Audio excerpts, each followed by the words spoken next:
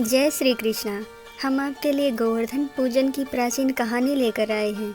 एक समय देवराज इंद्र को अहंकार हो गया था।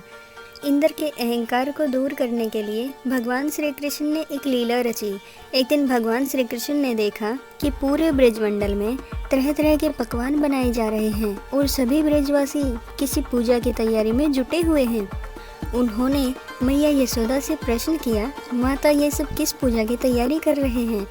मैया यशोदा बोली, लल्ला हम देवराज इंद्र की पूजा करने के लिए तैयारी कर रहे हैं। यह सुनकर भगवान श्री कृष्ण आगे पूछते हैं, मैया हम सब इंद्र की पूजा क्यों करते हैं? माता यशोदा ने उत्तर दिया, हम इंद्र की पूजा करेंगे तो अच्छी वर्षा होगी और अच्छी पैदावार होगी, जिससे हमारी गैया को अच्छा भोजन मिलेगा। यह सुनकर भगवान श्री कृष्ण ने इंद्र की निंदा करते हुए कहा, लेकिन मैया हमें तो ऐसे देवता की पूजा करनी चाहिए जो प्रत्यक्ष आकर पूजन सामग्री को स्वीकार करे। यह सुन यशोदा के पास बैठी गोपियों ने कहा कि 33 कोटि देवी देवताओं की इस प्रकार निंदा न करो लल्ला।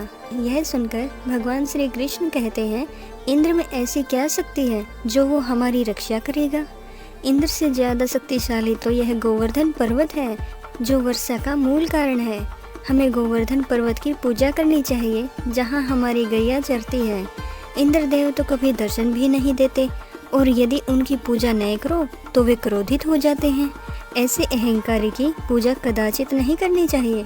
तभी नंद जी वहाँ आ गए और कहने लगे, इंद्र की पूजा करने से वर्षा होगी और हमें लाभ होगा। गोवर्धन की पूजा करने से क्या होगा? तब भगवान श्री कृष्ण ने उत्तर दिया, हमारी गैया गोवर्धन पर्वत पर चरने जाती है, तो गोपिकाओं की आजीविका का एकमात्र साधन गोवर्धन पर्वत है।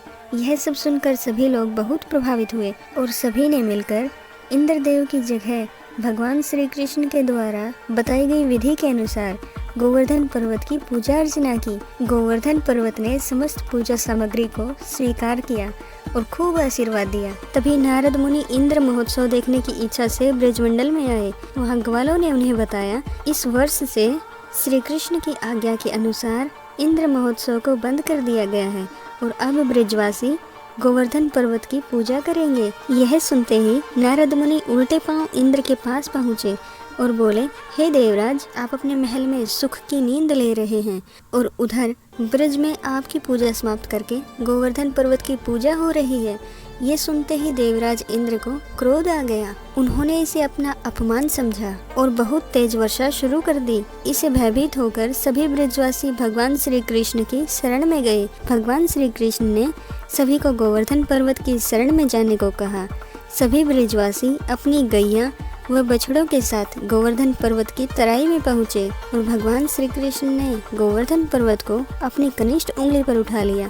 यह देखकर इंद्र को और क्रोध आया और उन्होंने और मूसलाधार वर्षा शुरू कर दी। भगवान श्री कृष्ण ने सुदर्शन चक्र को आदेश दिया कि वह पर्वत के ऊपर जाकर वर्षा की गति को नियंत्रित करे और शेषनाग को कहा कि वह पानी को पर्वत की ओर आने से रोके।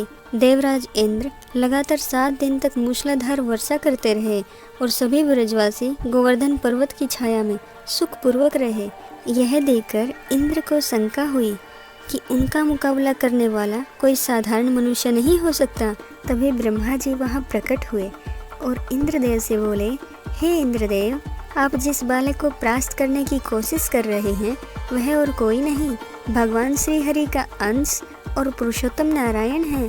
यह सुनकर देवराज इंद्र ने भगवान श्री कृष्ण से इस भूल की क्षमा मांगी और इसके बाद उन्होंने भगवान श्री कृष्ण की पूजा भी की।